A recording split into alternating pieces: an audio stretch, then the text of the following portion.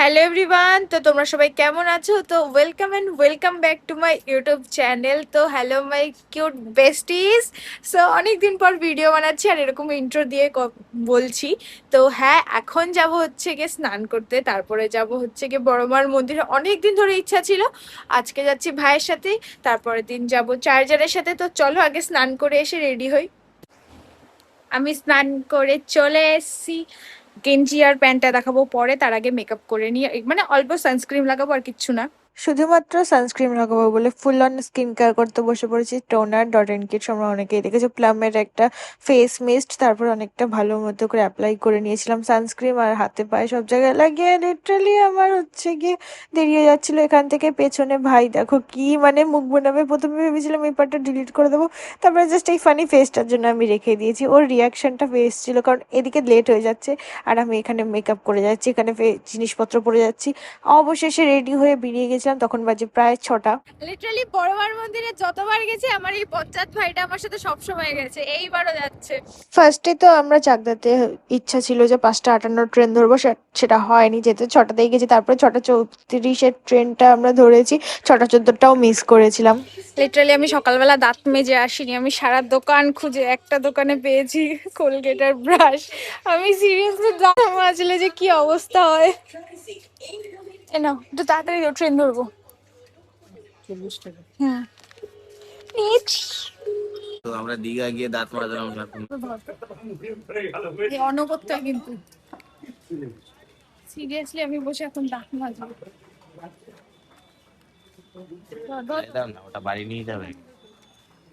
আপাতত স্টেশন এখন দূরে 0.5-এও চলছে না। হ্যাঁ, এটা কি GoPro 60 mm?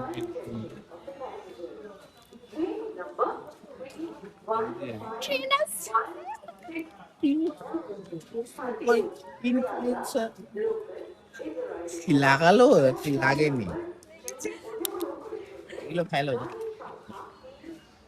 Will anybody judge me that I am brushing the teeth on the freaking platform?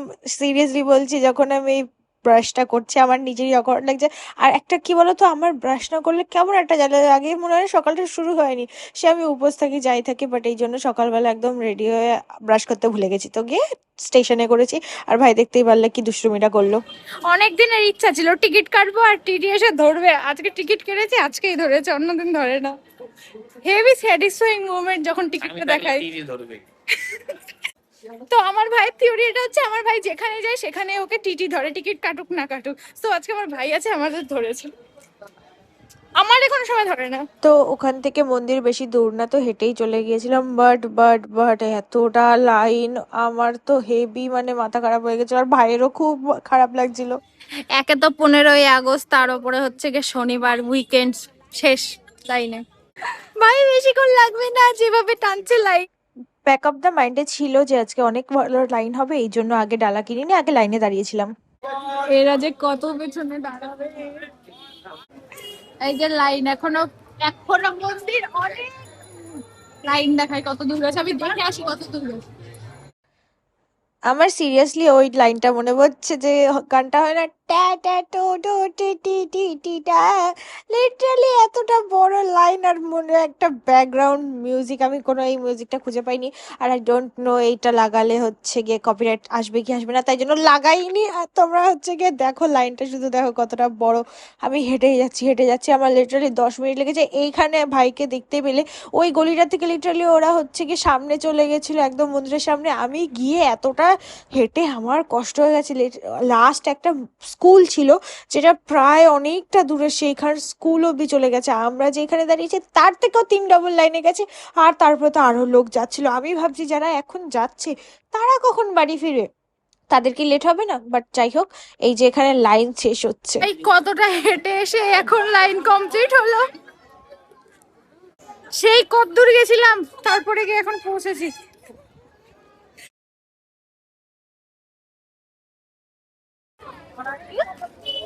অবশেষে বড় মার দর্শন, এই যে সামনেই মন্দিরের গেট।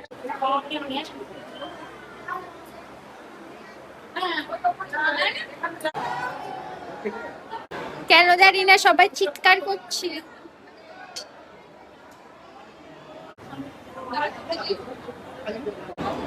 অবশেষে মন্দিরের ভিতরে